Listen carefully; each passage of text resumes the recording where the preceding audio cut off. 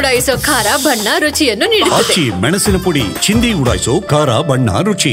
ಮತ್ತೊಂದು ಕಡೆ ನೂರಾರು ಶವಗಳನ್ನ ಹೂತಿಟ್ಟಿದ್ದೀವಿ ಅನ್ನುವಂಥದ್ದು ಆರೋಪ ಪ್ರಕರಣ ಏನಿದೆ, ಇದರ ತನಿಖೆ ನಡೀತಾ ಇರುವಂತಹ ಸಂದರ್ಭದಲ್ಲೇ ಮತ್ತೋರ್ವ ದೂರುದಾರ ಇದೀಗ ಇನ್ನೊಂದು ರೀತಿಯಾದಂತಹ ಆರೋಪವನ್ನ ಮಾಡ್ತಾ ಇದ್ದಾರೆ. ಅವ್ರೇನ್ ಹೇಳ್ತಾ ಇದ್ದಾರೆ ಅಂದ್ರೆ, 15 ವರ್ಷಗಳ ಹಿಂದೆ ಬಾಲಕಿಯೋರ್ವಳ ಮೃತದೇಹವನ್ನ ನಾನು ನೋಡಿದ್ದೆ, ಅನುಮಾನಾಸ್ಪದವಾಗಿ ಆ ಬಾಲಕಿ ಮೃತಪಟ್ಟಿದ್ಲು, ಆ ಶವ ನಾನು ನೋಡಿದ್ದೆ.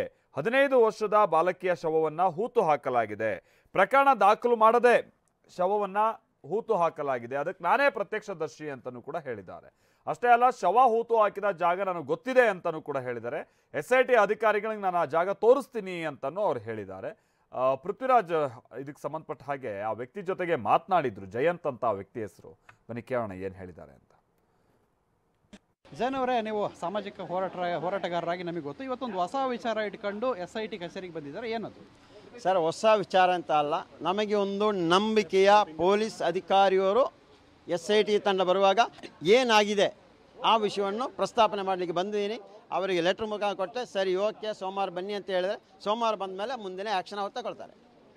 ಅಂದರೆ ದೂರನ್ನು ಕೊಟ್ಟಿದ್ದಾರಾ, ಏನು ಕೊಟ್ಟರಿ? ದೂರನೇ ಇಟ್ಕೊಂಡು ಬಂದರು, ದೂರನೇ ಕೊಡಲಿಕ್ಕೆ ಬಂದರು. ಅದರ ದೂರ ನನ್ನ ಹತ್ರನೇ ಇದೆ, ಅದು ಯಾರು ಕೊಡಲ್ಲ. ಅದು ಸದ್ಯಕ್ಕೆ ಸೋಮವಾರಕ್ಕೆ ಇದರ ನಂತರ ನಾನು ಆ ಸ್ಪಾಟ್ ಏನು ಮಾಡ್ತೀನಿ ಅದ ನಂತರ ನಾನು ಅದಕ್ಕೆ ಉತ್ತರ ಕೊಡ್ತೀವಿ. ಈ ದೂರಿನ ಬಗ್ಗೆ ನೀವೇನೇನು ವಿವರ ಹೇಳ್ಬೋದು? ಸರ್, ವಿವರ ಇವಾಗ ಹೇಳಲಿಕ್ಕೆ ಆಗಲ್ಲ ಸರ್, ಎಲ್ಲವನ್ನೂ ನಾವು ಬಿಚ್ಚಿ ಹೇಳಲಿಕ್ಕೆ ಆಗಲ್ಲ. ನಾನು ಹೇಳ್ತೀನಿ, ಅವ್ರ ತನಿಖೆ ಪ್ರಾರಂಭ ಮಾಡಿ ನಂತರ ನೀವು ನನಗೆ ಕೇಳಿ. ಓಕೆ, ಈಗ ಹೇಳಿದ್ರಿ ಯಾವಾಗ ನಡೆದಿದ್ದು, ಏನು ನಡೀತು ಅಂತೇಳಿ ಆ ಘಟನೆ ವಿವರಿಸೋದಾದ್ರೆ, ಘಟನೆ ಒಂದು 15 ವರ್ಷದಿಂದ ನಡೆದಿರೋ ಘಟನೆ ಅದು ಬಾಳಕಿ. ಅದು ಯಾರು ಕೊಲೆ ಮಾಡೋದು ಯಾರಂತ ಗೊತ್ತಿಲ್ಲ, ಯಾರ ಮೇಲೆ ಆರೋಪ ಮಾಡ್ತಾ ಇಲ್ಲ. ಇಂಥ ಒಂದು ಘಟನೆ ಆಗಿದೆ, ಅದಕ್ಕಿಂತ ಯಾರು ಭಾಗಿಯಾಗಿರೋದು ಗೊತ್ತು. ಅಂದರೆ ನಾವು ಆ ಥರ ಅಲ್ಲ, ಅದಕ್ಕೆ ಸಂಬಂಧಿಸಿದ ಕೆಲವು ವಿಷಯದಲ್ಲಿ ಅದನ್ನು ಕ್ಲಿಯರ್ ಮಾಡಬೇಕು. ಯಾವ ತಾಲೂಕು ಇಲ್ಲ ಪ್ಲೇಸ್? ಧರ್ಮಸ್ಥಳ ಗ್ರಾಮನೇ. ಇವಾಗ SIT ತಂಡವರು ಇನ್ನು ಇವಾಗ ಬೇರೆ ನಮ್ಮ ಕಡಬ ತಾಲೂಕೆಲ್ಲ ಪುತ್ತೂರು ತಾಲೂಕು ಇಲ್ಲಿ ತಾನೇ ಈ ವಿಷಯ ತಾನೇ ಇರೋದು, ಅದಕ್ಕೆ ಇದೇ ಗ್ರಾಮಲ್ಲಿ ಆಗಿರೋದು.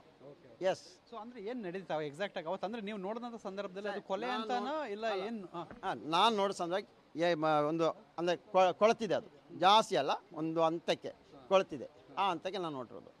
ಆ ಒಂದು ಹುಡುಗಿ ಶವ ಪತ್ತೆ ಆಗುತ್ತೆ, ಅದನ್ನು ಕೇಸ್ ಮುಚ್ಚೋಗುತ್ತೆ ಅಂತ ಹೇಳಿದ್ರಲ್ಲ, ಸೊ ಅದು ನಿಮಗೆ ಕೇಸ್ ಮುಚ್ಚೋಯ್ತು ಅಂತ ಯಾವಾಗ ಗೊತ್ತಾಯಿತು? ಅದರಲ್ಲಿ ಅಲ್ಲಿಯ ಕೆಲಸ ಕಾರ್ಯಗಳು ಮಾಡುವಾಗಲೇ ಗೊತ್ತಾಗುತ್ತೆ ಮುಚ್ಚಿ ಹೋಗಿತ್ತು ಅಂತ. ಅದರಲ್ಲಿ ಯಾರು ವಾರಸರು ಇಲ್ದಿದ್ದು ಶವನ ಏನಾಗಿತ್ತು ಅದು? ಅದು ಯಾರು ಇರಲಿಲ್ಲ ಅದಕ್ಕೆ.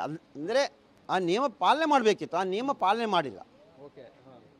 ಇವ ಒಂದು ಮೃತದೇಹ ಸಿಕ್ಕಿದರೆ ಕಾನೂನು ಚೌಕಟ್ಟಲ್ಲಿ ಪೊಲೀಸ್ ಇಲಾಖೆಯವರು ಬರಬೇಕು, FIR ದಾಖಲು ಮಾಡಬೇಕು, ಮಾಜರು ಮಾಡಬೇಕು, ಎಲ್ಲಿ ಸ್ಥಳೀಯ ಸರ್ಕಾರಿ ಆಸ್ಪತ್ರೆ ಅಲ್ಲಿ ಮರಣದ ಪರೀಕ್ಷೆ ನಡೆಸಬೇಕು. ಆ ನಂತರ ಎಲ್ಲಿ ಆ ತಾಲೂಕಲ್ಲಿ ಮಶಾನೆ ಇದೆ ಅಲ್ಲಿ ಸಮಾಧಿ ಮಾಡಬೇಕು, ಇದೆಲ್ಲ ಇದೆ. ಅದನ್ನು ಮಾಡಿಲ್ಲ.